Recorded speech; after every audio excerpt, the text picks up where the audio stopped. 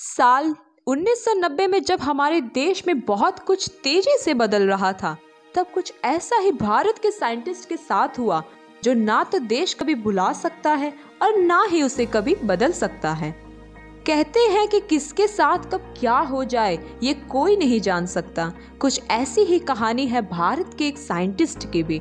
कैसे एक जासूसी स्कैंडल ने एक साइंटिस्ट बर्बाद कर दिया। क्या वो एक जासूस थे जिनकी वजह से केरला के उस टाइम के मुख्यमंत्री को इस्तीफा तक देना पड़ गया? ये मैं नहीं, ये उस टाइम के 1990 के आर्टिकल्स और पूरा देश कह रहा था। तो आइए हम भी जानते हैं इस सच के बारे में।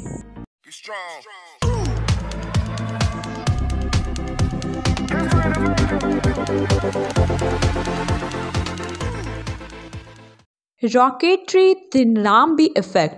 हर जगह इस मूवी के चर्चे तो हो ही रहे हैं, पर क्या किसी को भी मालूम है कि कौन है ये नाम्बी, जिनका पूरा नाम नाम्बी नारायण है, जो भारत सरकार द्वारा पद्म भूषण पुरस्कार से भी सम्मानित हैं?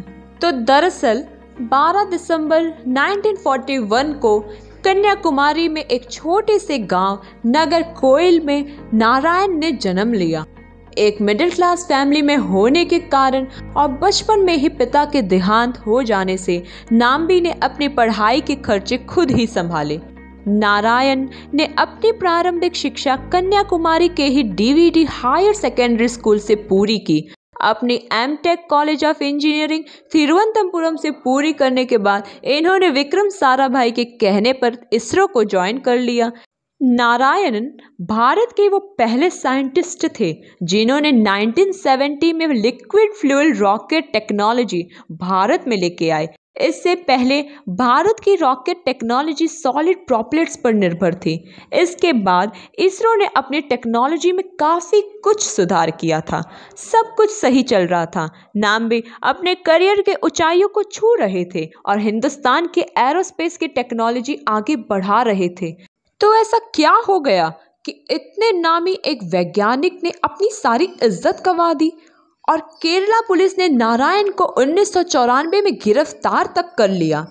तो दरअसल 1994 में नाम्बी को एक झूठे जासूसी केस में फंसाया गया था और उन पर पाकिस्तान को गोपनीय दस्तावेज देने के आरोप लगाए गए थे। 50 दिनों के अंदर उनकी गिरफ्तारी तक हो गई। नारायण पर यह आरोप लगा हुआ था कि उन्होंने मालदीव की महिलाओं को मरियम राशिदा और फौजी हसन को अंतरिक्ष अनुसंधान के गुप्त दस्तावेज लीक कर दिए थे। इसके बाद इन्हें 50 दिन जेल में भी रखा गया था और टॉर्चर भी किया गया था। पुलिस द्वारा मामला यह था कि नारायण और शशि कुमारन, जो कि इसरो के साइंटिस्ट थे, इन दोनों ने मिलकर सीक्रेट डॉक्यूमेंट्स के साथ अन्य देशों और खास तौर पर पाकिस्तान को भेज दिया था। कार्यवाही के वक्त इसरो ने नाम्बी की बिल्कुल भी मदद नहीं की थी।